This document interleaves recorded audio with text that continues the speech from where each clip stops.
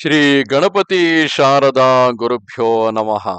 ತ್ವಮೇವ ಮಾತಾ ಚ ಪಿತಾ ತ್ವಮೇವ ತ್ವಮೇವ ಬಂಧುಶ್ಚ ಸಖಾ ತ್ವಮೇವ ತ್ವಮೇವ ವಿದ್ಯಾ ದ್ರವಿಣಂ ತ್ವಮೇವ ತ್ವಮೇವ ಸರ್ವಂ ಮಮ ದೇವದೇವ.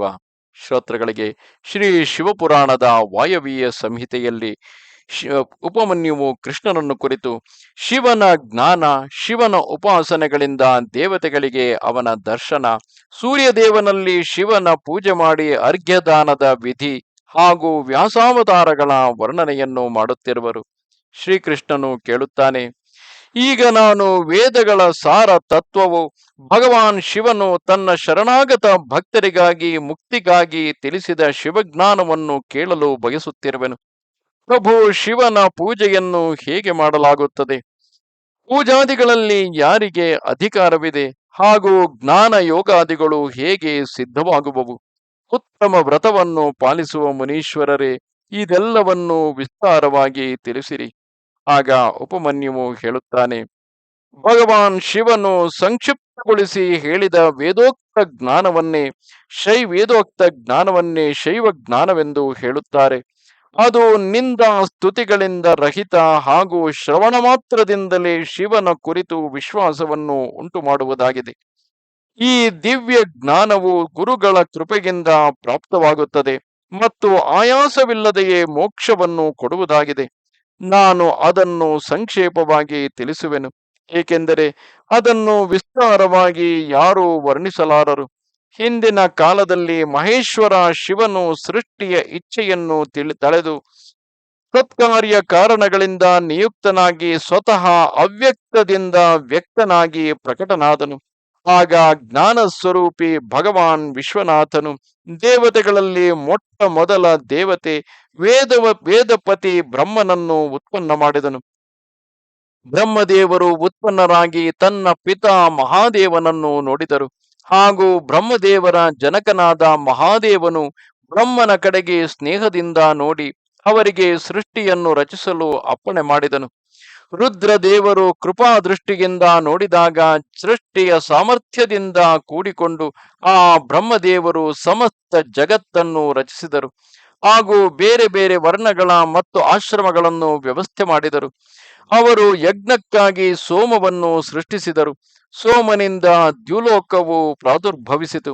ಮತ್ತೆ ಪೃಥಿವಿ, ಅಗ್ನಿ, ಸೂರ್ಯ, ಯಜ್ಞಮಯ ವಿಷ್ಣು ಮತ್ತು ಶಚೀಪತಿ ಇಂದ್ರನೇ ಮೊದಲಾದವರು ಪ್ರಕಟರಾದರು.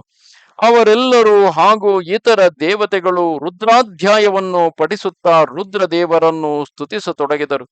ಆಗ ಭಗವಾನ್ ಮಹೇಶ್ವರನು ತನ್ನ ಲೀಲೆಯನ್ನು ಪ್ರಕಟಗೊಳಿಸಲಿಕ್ಕಾಗಿ ಅವರೆಲ್ಲರ ಜ್ಞಾನವನ್ನು ಹರಣ ಮಾಡಿ ಪ್ರಸನ್ನ ಮುಖದಿಂದ ಆ ದೇವತೆಗಳ ಮುಂದೆ ನಿಂತುಕೊಂಡರು. ಆಗ ದೇವತೆಗಳು ಮೋಹಿತರಾಗಿ ಅವನಲ್ಲಿ, ನೀನು ಯಾರು ಎಂದು ಕೇಳಿದರು. ಭಗವಾನ್ ರುದ್ರನು ಹೇಳುತ್ತಾನೆ, ಶ್ರೇಷ್ಠ ದೇವತೆಗಳಿರ, ಮೊಟ್ಟ ಮೊದಲಿಗೆ ನಾನೇಗಿದ್ದೆ, ಈಗಲೂ ಎಲ್ಲೆಡೆ ನಾನೇ ಇರುವವನು ಮತ್ತು ಭವಿಷ್ಯದಲ್ಲಿಯೂ ನಾನೇ ಇರುವೆನು. ನಾನಲ್ಲದೆ ಬೇರೆ ಯಾರೂ ಇಲ್ಲ. ನಾನೇ ನನ್ನ ತೇಜದಿಂದ ಸಂಪೂರ್ಣ ಜಗತ್ತನ್ನು ತೃಪ್ತಿಪಡಿಸುವೆನು. ನನಗಿಂತ ಹೆಚ್ಚಿನವರು ಮತ್ತು ನನಗೆ ಸಮಾನರಾದವರು ಯಾರೂ ಇಲ್ಲ. ನನ್ನನ್ನು ತಿಳಿದವನು ಮುಕ್ತನಾಗಿ ಹೋಗುತ್ತಾನೆ. ಹೀಗೆ ಹೇಳಿ ಭಗವಾನ್ ರುದ್ರನು ಅಲ್ಲೇ ಅಂತರ್ಧಾನನಾದನು. ದೇವತೆಗಳು ಆ ಮಹೇಶ್ವರನು ಕಾಣದಿದ್ದಾಗ ಅವರು ಸಾಮವೇದದ ಮಂತ್ರಗಳಿಂದ ಅವನನ್ನು ಸ್ತುತಿಸತೊಡಗಿದರು. ಅಥರ್ವ ಶೀರ್ಷದಲ್ಲಿ ವರ್ಣಿತವಾದ ಪಾಶುಪತ ವ್ರತವನ್ನು ಸ್ವೀಕರಿಸಿ ಆ ಅಮರರು ತಮ್ಮ ಸರ್ವಾಂಗಕ್ಕೆ ಭಸ್ಮವನ್ನು ಹಚ್ಚಿಕೊಂಡರು. ಇದನ್ನು ನೋಡಿ ಅವರ ಮೇಲೆ ಕೃಪೆ ಮಾಡಲಿಕ್ಕಾಗಿ ಪಶುಪತಿ ಮಹಾದೇವನು ತನ್ನ ಗಣಗಳು ಮತ್ತು ಉಮೆಯೊಂದಿಗೆ ದೇವತೆಗಳ ಬಳಿಗೆ ಬಂದನು. ಪ್ರಾಣಾಯಾಮದ ಮೂಲಕ ಶ್ವಾಸವನ್ನು ಜಯಿಸಿ ನಿದ್ರಾರಹಿತ ಹಾಗೂ ಪಾಪರಹಿತರಾದ ಯೋಗಿಗಳು ತಮ್ಮ ಹೃದಯದಲ್ಲಿ ದರ್ಶಿಸುವ ಮಹಾದೇವನನ್ನು ಆ ದೇವೇಶ್ವರರು ಅಲ್ಲಿ ನೋಡಿದರು. ಈಶ್ವರನ ಇಚ್ಛೆಯನ್ನು ಅನುಸರಿಸುವ ಪರಾಶಕ್ತಿ ವಾಮಲೋಚನೆ ಭವಾನಿಯನ್ನು ಕೂಡ ಅವರು ವಾಮದೇವ ಮಹೇಶ್ವರನ ವಾಮಭಾಗದಲ್ಲಿ ವಿರಾಜಿಸುತ್ತಿರುವುದನ್ನು ನೋಡಿದರು. ಸಂಸಾರವನ್ನು ತ್ಯಜಿಸಿ ಶಿವನ ಪರಮ ಪದವನ್ನು ಪಡೆದುಕೊಂಡು ನಿತ್ಯ ಸಿದ್ಧರಾದ ಗಣೇಶ್ವರರನ್ನು ದೇವತೆಗಳು ದರ್ಶಿಸಿದರು. ಅನಂತರ ದೇವತೆಗಳು ಮಹೇಶ್ವರ ಸಂಬಂಧಿ ವೈದಿಕ ಮತ್ತು ಪೌರಾಣಿಕ ದಿವ್ಯ ಸ್ತೋತ್ರಗಳಿಂದ ದೇವಿ ಸಹಿತ ಮಹೇಶ್ವರನನ್ನು ಸ್ತುತಿಸತೊಡಗಿದರು. ಆಗ ವೃಷಭಧ್ವಜ ಮಹಾದೇವನು ಆ ದೇವತೆಗಳ ಕಡೆಗೆ ಕೃಪಾಪೂರ್ವಕವಾಗಿ ನೋಡಿ ಅತ್ಯಂತ ಪ್ರಸನ್ನನಾಗಿ ಸ್ವಭಾವತಃ ಮಧುರ ವಾಣಿಯಿಂದ, ನಾನು ನಿಮ್ಮ ಮೇಲೆ ಬಹಳ ಸಂತುಷ್ಟನಾಗಿದ್ದೇನೆ ಎಂದು ನುಡಿದನು. ಆ ಪ್ರಾರ್ಥನೀಯ ಹಾಗೂ ಪೂಜ್ಯತಮ ಭಗವಾನ್ ವೃಷಭಧ್ವಜನು ಅತ್ಯಂತ ಪ್ರಸನ್ನ ಚಿತ್ತನಾಗಿರುವನೆಂದು ತಿಳಿದು ದೇವತೆಗಳು ವಂದಿಸಿ ಆದರದಿಂದ ಅವನಲ್ಲಿ ಕೇಳುತ್ತಾರೆ, ಭಗವಂತನೇ, ಈ ಭೂತಳದಲ್ಲಿ ಯಾವ ಮಾರ್ಗದಿಂದ ನಿನ್ನ ಪೂಜೆಯು ನಡೆಯಬೇಕು ಮತ್ತು ಆ ಪೂಜೆಯಲ್ಲಿ ಯಾರಿಗೆ ಅಧಿಕಾರವಿದೆ, ಇದೆಲ್ಲವನ್ನು ಸರಿಯಾಗಿ ತಿಳಿಸುವ ಕೃಪೆ ಮಾಡು. ದೇವತೆಗಳು ಈ ರೀತಿ ಕೇಳಿದಾಗ ದೇವೇಶ್ವರ ಶಿವನು ಮುಗುಳ್ನಗುತ್ತಾ ದೇವಿಯ ಕಡೆಗೆ ನೋಡಿ ತನ್ನ ಪರಮ ಘೋರ ಸೂರ್ಯಮಯ ಸ್ವರೂಪವನ್ನು ತೋರಿಸಿದನು. ಅವನ ಆ ಸ್ವರೂಪವು ಸಮಸ್ತ ಐಶ್ವರ್ಯ ಗುಣಗಳಿಂದ ಸಂಪನ್ನವಾಗಿದ್ದು ತೇಜೋಮಯ, ಸರ್ವೋತ್ಕೃಷ್ಟ ಹಾಗೂ ಶಕ್ತಿಗಳಿಂದ, ಮೂರ್ತಿಗಳಿಂದ, ಅಂಗಗಳಿಂದ, ಗ್ರಹಗಳಿಂದ, ದೇವತೆಗಳಿಂದ ಸುತ್ತುವರಿಯಲ್ಪಟ್ಟಿತ್ತು. ಅವನಿಗೆ 8 ಭುಜಗಳಿದ್ದು 4 ಮುಖಗಳಿದ್ದವು. ಅವನ ಅರ್ಧ ಭಾಗವು ನಾರಿಯ ರೂಪದಲ್ಲಿತ್ತು.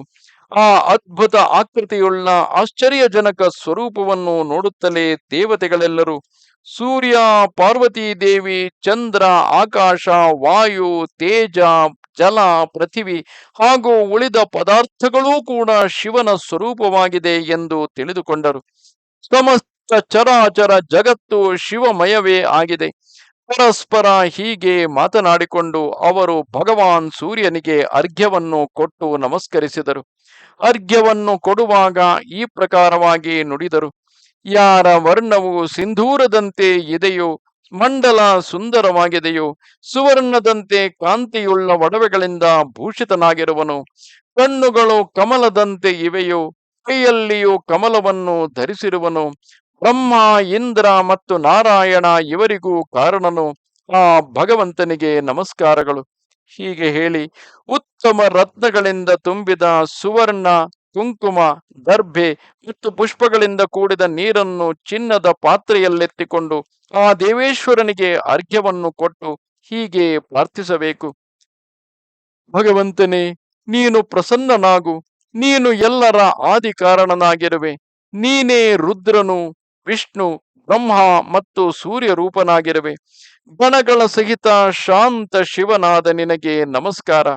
ಏಕಾಗ್ರ ಚಿತ್ತನಾಗಿ ಸೂರ್ಯಮಂಡಲದಲ್ಲಿ ಶಿವನ ಪೂಜೆ ಮಾಡಿ ಪ್ರಾತಃ ಕಾಲ, ಮಧ್ಯಾಹ್ನ ಮತ್ತು ಸಾಯಂಕಾಲಗಳಲ್ಲಿ ಅವನಿಗಾಗಿ ಅರ್ಘ್ಯವನ್ನು ಕೊಟ್ಟು ಪ್ರಣಾಮ ಮಾಡುವವನಿಗೆ ಮತ್ತು ಈ ಶ್ರವಣ ಸುಖದ ಶ್ಲೋಕಗಳನ್ನು ಪಠಿಸುವವನಿಗೆ ಯಾವುದು ದುರ್ಲಭವಿಲ್ಲ. ಅವನು ಭಕ್ತನಾಗಿದ್ದರೆ ಅವಶ್ಯವಾಗಿ ಮುಕ್ತನಾಗುವನು. ಅದಕ್ಕಾಗಿ ಪ್ರತಿದಿನವೂ ಶಿವರೂಪಿ ಸೂರ್ಯನನ್ನು ಪೂಜಿಸಬೇಕು. ಧರ್ಮ, ಅರ್ಥ, ಕಾಮ, ಮೋಕ್ಷಗಳಿಗಾಗಿ ಮನ, ವಾಣಿ ಮತ್ತು ಕ್ರಿಯೆಗಳಿಂದ ಅವನನ್ನು ಆರಾಧಿಸಬೇಕು. ಅನಂತರ ಮಂಡಲದಲ್ಲಿ ವಿರಾಜಮಾನನಾದ ಮಹೇಶ್ವರನು ದೇವತೆಗಳ ಕಡೆ ನೋಡಿ ಅವರಿಗೆ ಸಂಪೂರ್ಣ ಶಾಸ್ತ್ರಗಳಲ್ಲಿ ಶ್ರೇಷ್ಠವಾದ ಶಿವಶಾಸ್ತ್ರವನ್ನು ಕರುಣಿಸಿ ಅಲ್ಲೇ ಅಂತರ್ಧಾನನಾದನು. ಆ ಶಾಸ್ತ್ರದಲ್ಲಿ ಶಿವಪೂಜೆಯ ಅಧಿಕಾರವನ್ನು ಬ್ರಾಹ್ಮಣ, ಕ್ಷತ್ರಿಯ ಮತ್ತು ವೈಶ್ಯರಿಗೆ ಕೊಡಲಾಗಿದೆ. ಇದನ್ನು ತಿಳಿದುಕೊಂಡು ದೇವೇಶ್ವರ ಶಿವನಿಗೆ ಪ್ರಣಾಮ ಮಾಡಿ ದೇವತೆಗಳು ಬಂದ ಹಾಗೆಯೇ ಹೊರಟು ಹೋದರು. ಅನಂತರ ದೀರ್ಘಕಾಲದ ಬಳಿಕ ಆ ಶಾಸ್ತ್ರವು ಲುಪ್ತವಾದಾಗ ಭಗವಾನ್ ಶಂಕರನ ತೊಡೆಯಲ್ಲಿ ಕುಳಿತಿರುವ ಮಹೇಶ್ವರಿ ಶಿವೆಯು ಪತಿಯಲ್ಲಿ ಅದರ ವಿಷಯದಲ್ಲಿ ಕೇಳುತ್ತಾಳೆ. ಆಗ ದೇವಿಯಿಂದ ಪ್ರೇರಿತನಾಗಿ ಚಂದ್ರಭೂಷಣ ಮಹಾದೇವನು ವೇದಗಳ ಸಾರವನ್ನು ತೆಗೆದು ಸಮಸ್ತ ಆಗಮಗಳಲ್ಲಿ ಶ್ರೇಷ್ಠವಾದ ಶಾಸ್ತ್ರವನ್ನು ಉಪದೇಶಿಸಿದನು. ಮತ್ತೆ ಆ ಪರಮೇಶ್ವರನ ಅಪ್ಪಣೆಯಂತೆ ನಾನು, ಅಂದರೆ ಉಪಮನ್ಯುವು, ಗುರುದೇವ ಅಗಸ್ತ್ಯರು ಮತ್ತು ಮಹರ್ಷಿ ದಧೀಚಿಗಳು ಲೋಕದಲ್ಲಿ ಈ ಶಾಸ್ತ್ರವನ್ನು ಪ್ರಚಾರ ಮಾಡಿದೆವು.